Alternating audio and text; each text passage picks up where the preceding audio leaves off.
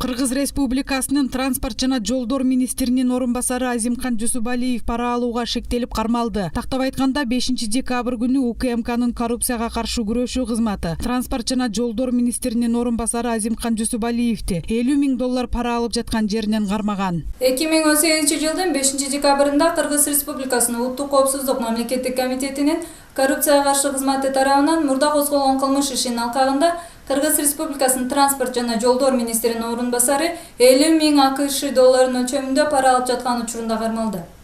Такталган боюнча кармалган адам конкурстук комиссиянын төрагасы жана чет өлкөлүк компаниялардын биринин колдоочусу катары акча каражаттарды туташуу жолундагы 1 жана 3 байрек коридору Эпкин-Дыйкан участогу долбоору боюнча калыбына келтирүү жана жол куруу иштерин аткарууда тендердин жыйынтыгында оң чечим кабыл алуу максатында алынгандыгы аныкталды.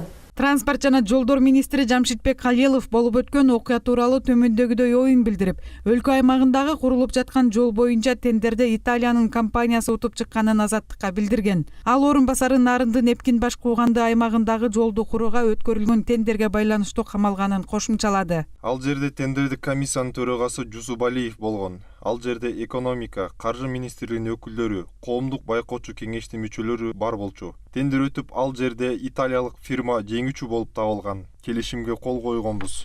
Ал азыр эксплуатация кылып, жазгыга даярданып жатат. Калганын мен деле интернеттен окудум. Буга чейин пара менен бир топ чиновниктер кармалып, алды акталып чыгып жаткандыгы белгилүү. Ошондуктан президент Сооронбай Жээнбеков баш болуп, айласыздан саткындар деп атап, алар менен күрөшүү күндүн маанилүү маселеси болууда. Тилекке каршы каталары азайбай келет. Чоң кылмыштар ачылбай, майда кылмыштарга гана көңүл бурулуп, бийликтин жогорку эшелондорунда тургандар кол тийбес болуп калды деген кайрылуулар менин дарегиме келип жатат.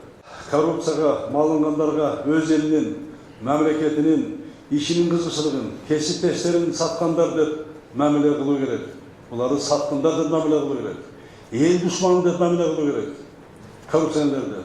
Булар биздин арабызда жүрбөй турган, жүрө албай турган. Биз ушундай шарт түзүшүбүз керек. Премьер-министрдин квотасы болгондуктан министрдин орун басарын кызматка премьер-министр коет. Нормалдуу мамлекетте премьер-министрдин койгон адамы пара менен кармалса, премьер-министр өзү отставкага кетиши керек. Мындай пикирин саясатчы Равшан Жээнбеков билдирди. Эгерде ошондой адам ушул $500,000 пара алып атып кармала турган болсо, бул жерде бир эле маселе бар. Премьер-министр Абылгазиев уяты бар боло турган болсо өзү отставкага кетиши керек.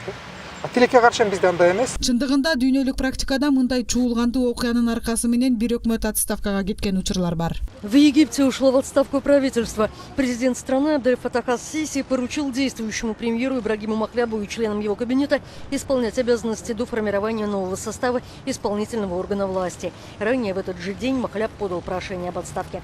Прем'єр Словаччини Роберт Фіцо, а разом з ним і усі міністри подали у відставку через корупційні скандали у владній верхівці та досі не розкрите вбивство журналіста-розслідувальника.